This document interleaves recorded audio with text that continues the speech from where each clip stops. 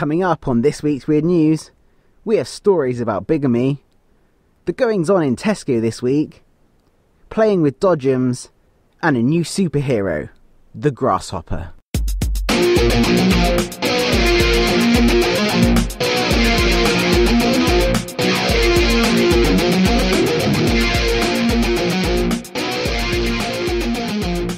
And now, it's time for this week's Weird News with Daniel Bryan. Welcome back again to this week's Weird News.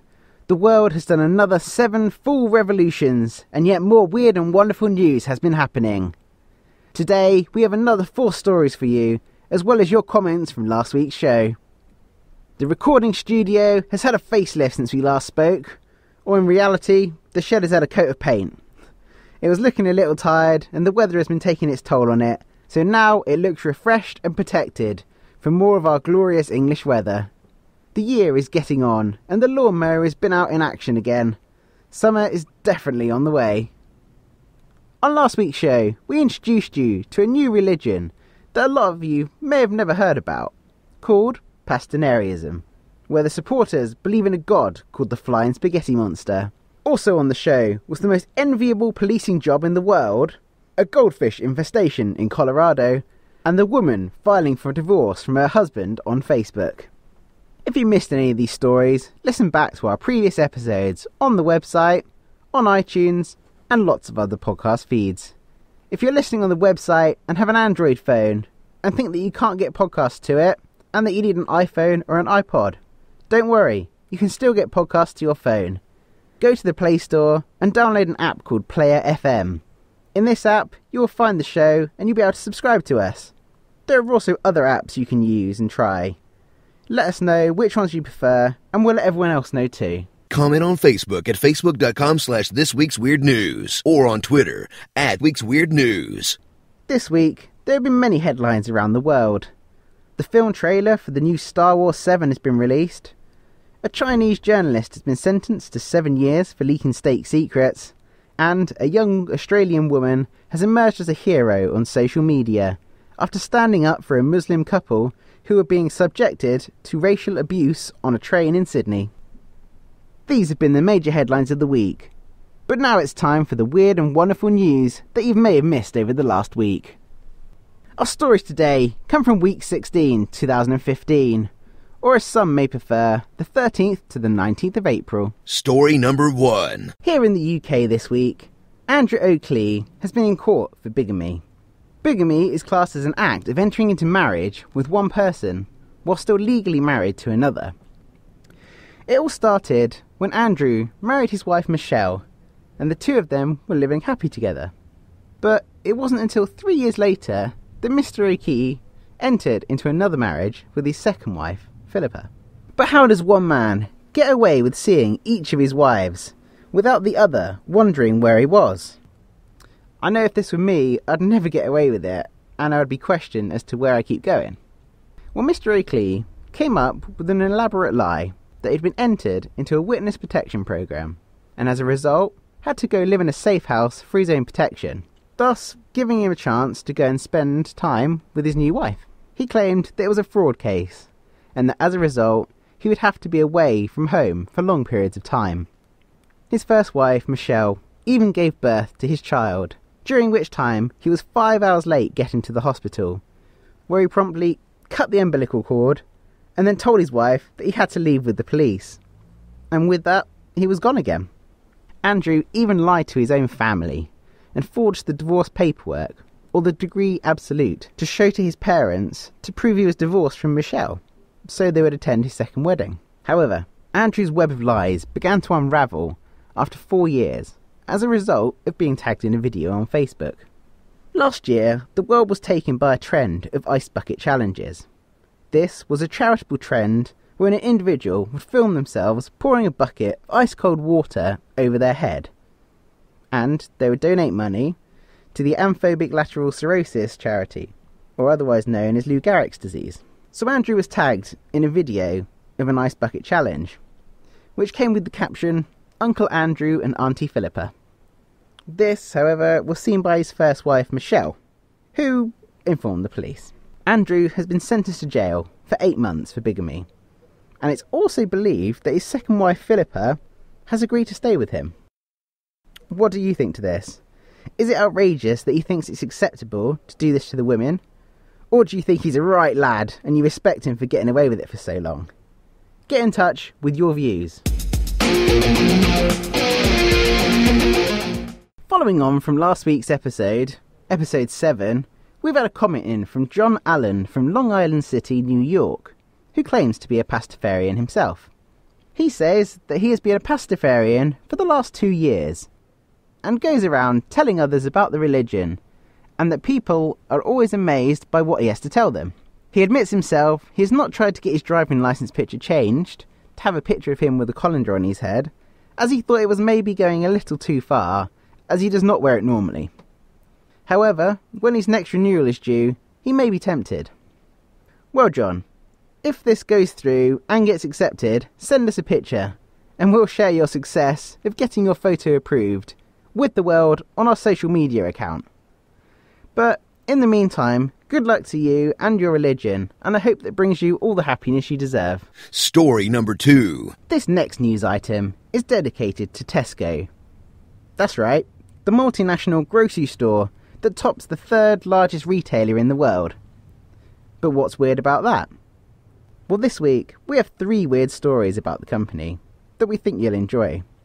The first was reported on Tuesday, when Jake Spencer cost the company £50,000 a day after the store he managed was forced to close. Why? Well, because he set fire to the store, explaining that he was fed up with his job. After getting lots of complaints from customers, Jake Spencer decided to set light to the Tesco Express fuel station and appear to save the day by turning off the petrol pumps. His lawyer stated that he was trying to prove how successful he could be and how much of an asset he was in the company. Needless to say, he's now been jailed for 10 months and he won't be returning to his role for Tesco. Another employee connected to Tesco also lost his job this week. This person was a farm worker who was caught urinating on a field of vegetables set for Tesco's shelves. Despite there being a toilet less than 18 metres away, it seemed he couldn't hold it in any longer. Don't worry though, the spokesman from the firm has released some comments to put you at ease. Urine is virtually sterile when it leaves the human body. It does not carry any bacteria. It has been used by avid growers for personal use for years, as it's very high in nitrogen. Urine is considered safe for individual use. So next time you tuck into your Tesco veg, enjoy. Or, as the managing director of health and wellness for Tesco will assure you, as the UK's largest food retailer, we have a responsibility to make it easier for our customers to lead healthier lifestyles. And the good news is our customers tell us they expect supermarkets more than any other organisation to help them in this challenge. The last part of this Tesco story is about a customer rather than an employee. 26-year-old Anthony Bradford was asked to leave the Tesco store after he was spotted wandering around the aisles in nothing but an adult-sized nappy.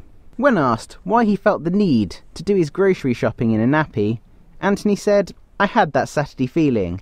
It's all good fun. When you get that Saturday feeling, you just have to show the world." A Tesco spokesman said, We kindly asked the man to leave the store because some of our customers were offended by his costume. He left without any problems. So next time you have that Saturday feeling, I got the Saturday feeling. I got the Saturday feeling. I got the Saturday feeling. a big thank you to Tesco this week for your weird and wonderful news stories. I got the Saturday feeling. I got the Saturday feeling. I got the Saturday feeling. I got the Saturday feeling. I got the Saturday feeling. You can become part of this week's weird news. This section of the show could be dedicated to you. Sponsor the show and we can fill this section with a tailor-made advert just for you. Reach your audience in a different way with the power of a podcast. We are open to your ideas, so get in touch at thisweeksweirdnews@gmail.com. Get on board with us now as our listeners grow and we can reach more and more subscribers together. Story number 3. We've all been to the fair and been on all the usually overpriced rides and had a good time. Well, for one man called Tom Evans, his passion for the fairground, and one ride in particular, has been taken to the next level. Tom used to run a fairground until he handed over control to his sons. And 2 years ago, when he saw an old Dodgem car on eBay for sale, he couldn't help himself but want it. Knowing that it was a bit of an out-there purchase, and that the missus may have had a few choice words with him if he just went ahead and brought it, he decided to think about it for a while. Sadly, however, for Tom, when he checked back on eBay a few days later, the Dodgem had been sold and the ad was classed as ended. Much to Tom's surprise, the Dodgem turned up under his Christmas tree as a present from his wife and 2 sons. The Dodgem itself was bought from someone who had already brought it as a project and had fitted a petrol engine, hoping to make it road legal. But with the help of Tom and an extra £700, it is now a 70 mile per hour, 3-wheeled, roadworthy vehicle. It has all the usual equipment you would expect, like full lights, indicators, fuel gauge and seatbelts. Now, whenever out, he manages to turn heads, and everyone is interested as to what it is. Even his first trip out caused a commotion when he was pulled over by the police, who wanted to see if the vehicle was even road legal. Tom presented all the right paperwork and was allowed on his way. So if you're ever out in Glasgow, look out for a man called Tom driving around in his bumper car, and give him a wave. We've also had a comment in on email from Kate Stevenson in Chippenham here in the UK, who writes in about the fish infestation featured on the show last week. She says, "Hi, this week's Weird News. Why would anyone dump their pet fish into a lake? Fish don't even live that long, so it's rather immoral of them that they got bored of them in such a short amount of time that they felt they had the right to dump them there. They were also not to know that they would even survive having such a changing environment and having to find food themselves. Luckily for the fish, they didn't die, but this should be treated just the same as dumping any other animal and class it as animal neglect. Loving the show. Thanks, Kate." Thanks for your comment, Kate, and I'm glad you're enjoying the show. Kate does have some rather relevant points here. I would imagine the old owners didn't even consider the possibility that the fish could have died in the lake, and I guess see the fish to have less rights than any other animal such as a dog or cat would do in this situation. But that doesn't really seem fair, does it? Story number 4. Who's your favourite superhero? Could it be Batman, Spider-Man, or some of the newer ones, like Iron Man?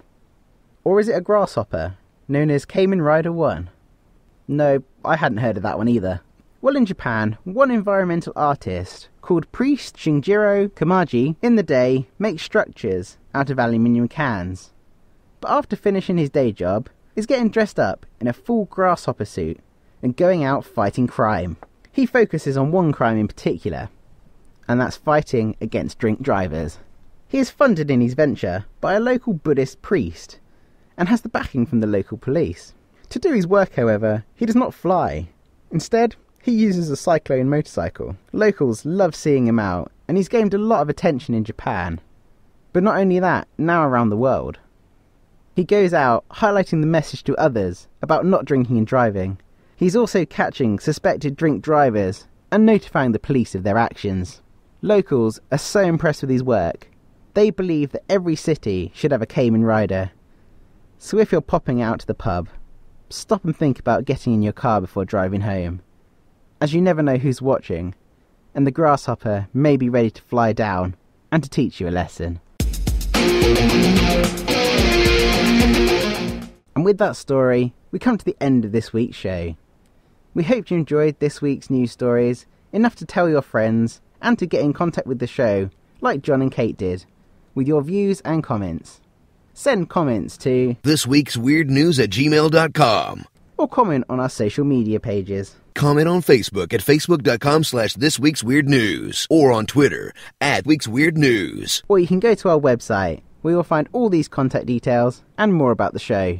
To do this, go to www.thisweeksweirdnews.com. Don't forget again to subscribe on iTunes.